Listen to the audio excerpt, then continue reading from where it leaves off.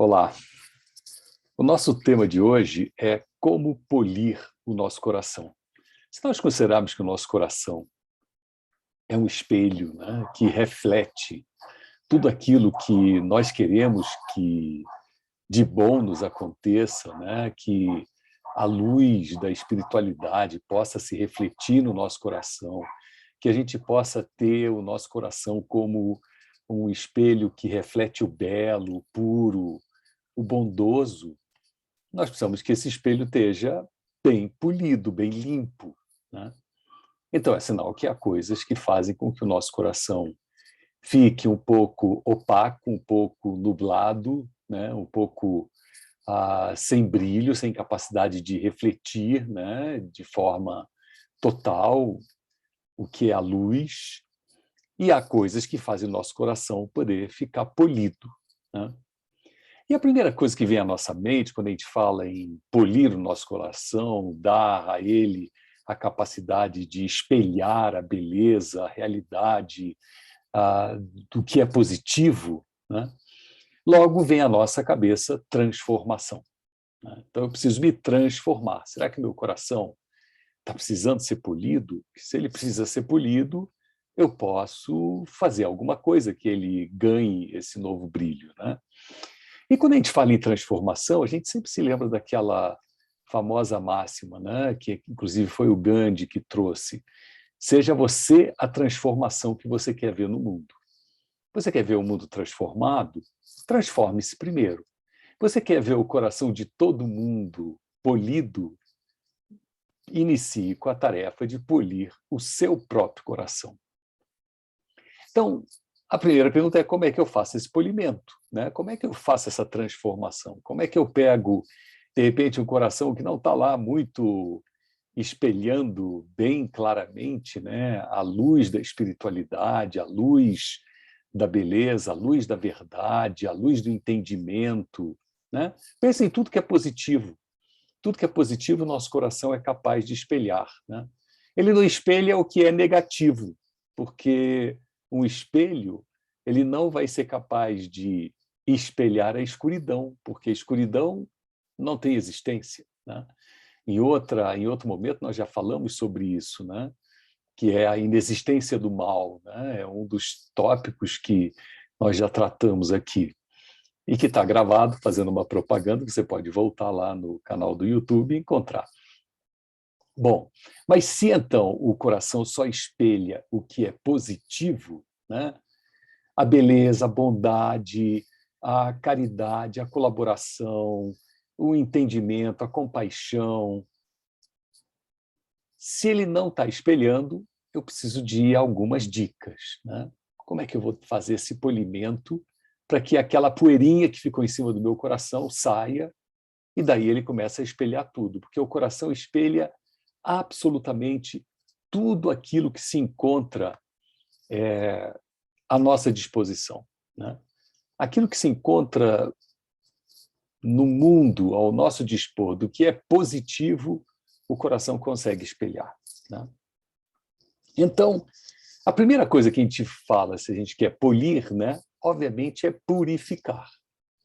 Então, eu preciso purificar o meu coração, purificar a minha alma, né, de tudo aquilo que seja pó, e pó é a condição material. Eu preciso me desprender das condições, desculpem, eu preciso me desprender das condições materiais, né, para que eu possa, então, me colocar nas condições da espiritualidade. Então, é isso que é a primeira condição, né? Quer polir o espírito, desprenda-se do mundo material. E desprender-se do mundo material não é uma tarefa muito fácil. Muito fácil eu estar aqui falando sobre isso, né? Mas envolve abnegação, envolve a decisão de não querer se deixar levar pela correnteza do materialismo. O materialismo é realmente uma correnteza. Você caiu dentro dela, ele começa a te levar para tudo que é a dimensão material. Você não vai conseguir fugir disso. Então, a gente tem que tomar cuidado e observar se, de repente, essa correnteza do materialismo ele não vai nos sugar, né? Então, para que eu tenha certeza que eu vou conseguir me desprender, eu preciso estar muito atenta, muito atento.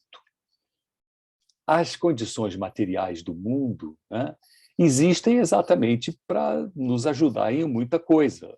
O mundo material não é para ser desprezado, né? Mas nós não devemos nos tornar escravos do mundo material. Como eu disse, essa correnteza ela é capaz de nos pegar, você bota o pezinho nesse rio chamado mundo material e quando você vai ver, de repente, vum, você foi levado, você foi levado. Então, a primeira coisa que eu preciso, quando eu digo, ok, eu quero me purificar, e para me purificar eu preciso me desprender do mundo material, é eu entender que eu não preciso rejeitar o mundo material. Eu preciso aprender a lidar com o mundo da matéria, com as coisas da matéria, de forma que elas me sirvam e eu não seja aquele que vai se tornar escravo delas. O que isso quer dizer? Barrola traz um texto muito bonito, né, que se encontra numa obra dele chamada Os Sete Vales, em que ele fala que sábio é aquele que no mar se acha seco, aquele que no fogo esfria. Como é que no mar você pode se achar seco? Ok, você usa o mar, mas você não deixa que ele te molhe. Você usa o mundo material, mar aqui significa o mundo material, o fogo significa o mundo das paixões, né, dos sentimentos. Você não se deixa queimar pelo fogo ou molhar pelo mar. Esse desafio, digamos assim, ou talvez mesmo essa arte de viver no mundo da matéria, mas não se deixar contaminar por ele, não se deixar ser sequestrado por ele, né, exige da gente algo que é ser bastante prático, né? A praticidade aparece aqui. Nós precisamos trilhar esse caminho espiritual, porém com pés práticos. O que significa nós termos pés práticos nessa dimensão da matéria? Significa nós entendermos que a matéria não é um fim, ela é só um instrumento. E eu não preciso me tornar dependente do instrumento. O instrumento é só utilizado para que eu alcance um determinado fim. É a mesma coisa que o útero materno. O útero materno não é um fim em si. Ele é um instrumento para que o embrião, o feto, se torne um embrião. Esse embrião vai desenvolvendo até se tornar um bebê pleno e possa vir ao mundo. Se eu me apego ao útero, o que eu vou querer fazer? Eu vou querer voltar, porque eu acho que lá era a minha vida, lá era o meu mundo, né? Eu preciso entender essa coisa de que determinadas coisas são instrumentos, são meios e não são fim. O fim da nossa existência, o propósito da nossa existência nesse mundo material é alcançarmos o desenvolvimento espiritual. E a gente pode dizer, puxa, mas aí parece estranho, né?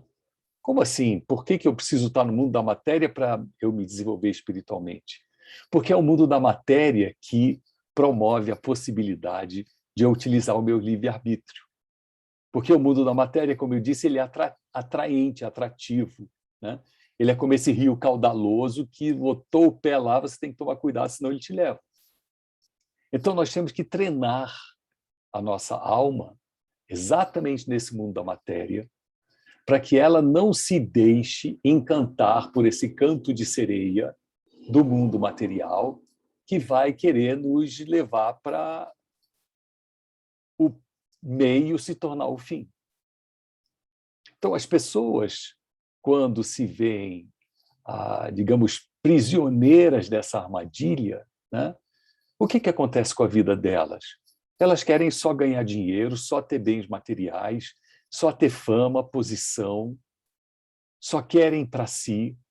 E isso, fama, posição, desejo, paixão, vontade de acumular, é o pó que vai se depositar sobre o nosso coração.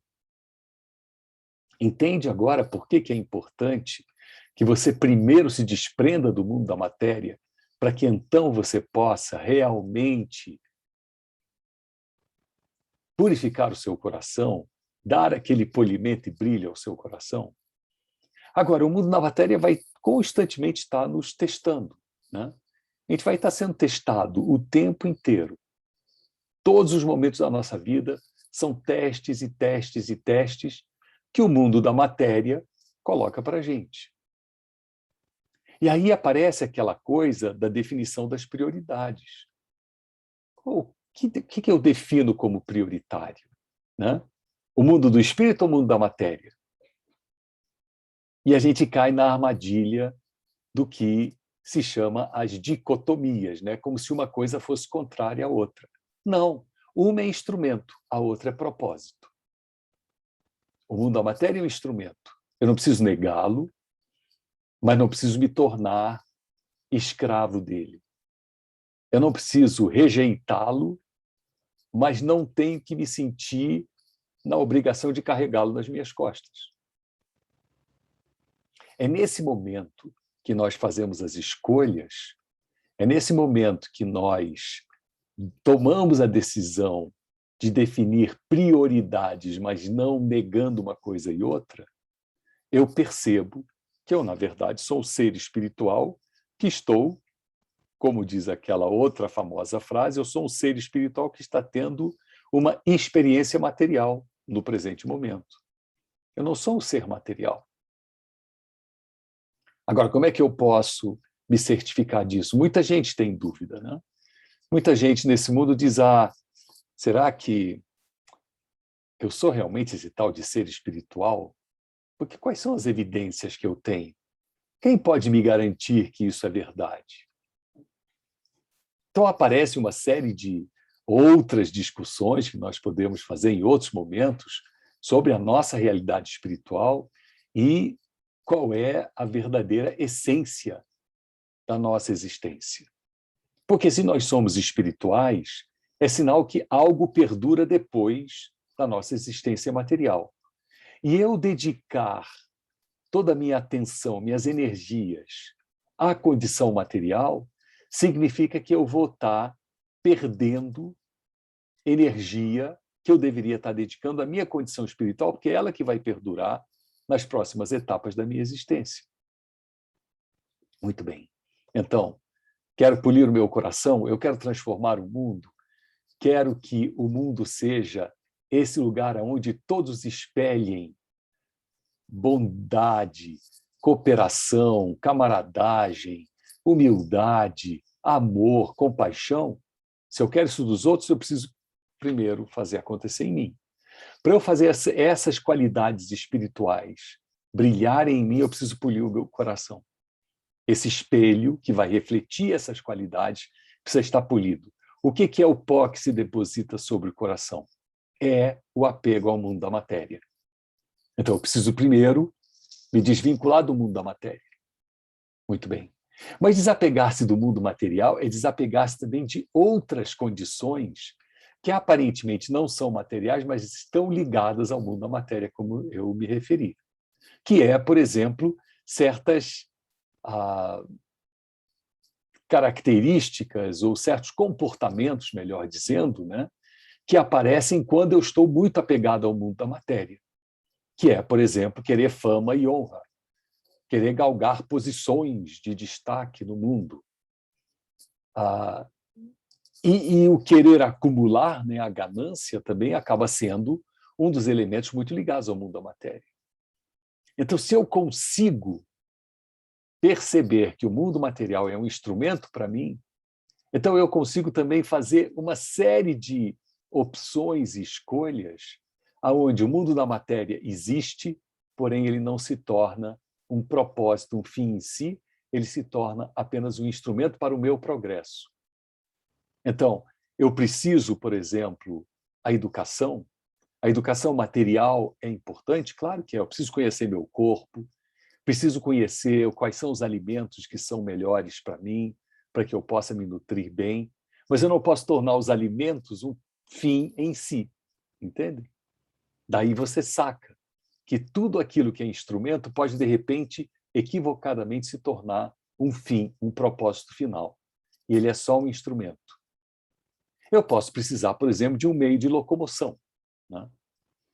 Então, eu preciso de um carro, preciso de uma bicicleta, preciso de uma moto. Isso, se eu vejo como instrumento, qual moto, qual bicicleta, qual carro eu vou escolher? Eu vou escolher aquele que seja o mais prático e aquilo que me atenda melhor, mas eu não preciso de ter marca. Eu preciso de roupas? Preciso, tenho que me vestir. Mas elas precisam ser roupas de marca? Vejam como, no momento em que eu começo a questionar a dimensão da materialidade como um fim em si e transformo ela somente num instrumento, eu me desapego. Aí eu estou aquele que no mar se acha seco. Eu sou aquele que no fogo esfria. E aí eu começo a trilhar o caminho espiritual com pés práticos. Isso quem disse foi Chogyam Effendi, o guardião da Fé Bahá'í, o bisneto de Baha'u'lláh, né? Ele disse que trilhar o caminho espiritual com pés práticos é o propósito da nossa existência. Nós existimos nesse mundo exatamente para entendermos como se dá essa dinâmica da praticidade. E a dinâmica da praticidade vem exatamente quando eu percebo a diferença entre o que é o fim e o que é apenas um instrumento. Muito bem. Agora, eu estou disposta a polir o meu coração e já entendi que eu preciso me desapegar do mundo material, não confundir meio, instrumento com fim, com propósito. Agora, o que eu uso assim na prática para poder fazer esse polimento, né? Qual é o limpa-vidros que eu passo nesse espelho do meu coração, né? O primeiro limpa-vidros que você passa no espelho do seu coração, né? O limpa-espelho, é examinar-se a si mesmo a cada dia. Examina-te a ti mesmo a cada dia. Porque no momento que você examina-se a si mesma, a si mesmo a cada dia, o que você faz? Você vai fazer uma avaliação de onde foi que você continua preso à dimensão da materialidade como um propósito e não como um instrumento. Você vai ver onde você se encontra preso, presa a dimensões de fama, honra, orgulho, brilho e querer aparecer, do que você ser humilde e querer servir.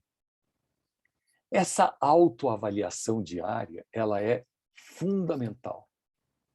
Ela pode acontecer no fim do dia, onde eu sento e digo, muito bem, como foi o dia de hoje? O que foi que eu fiz que eu poderia ter feito melhor? Vamos ser sinceros, aí você fala consigo mesma, consigo mesmo, né? Vamos usar de sinceridade. Onde é que foi que eu pisei na bola? Onde foi que eu fiz alguma coisa que eu digo, nossa, foi mal mesmo? Ok. No dia seguinte, você pode fazer uma nova avaliação, que é como eu quero que seja o meu dia hoje. Eu avaliei o passado ontem. Hoje, pela manhã, eu quero projetar o futuro.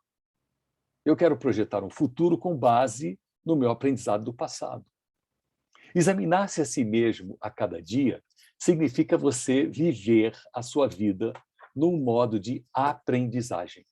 Ou seja, você faz, realiza, você avalia com relação a um padrão, né?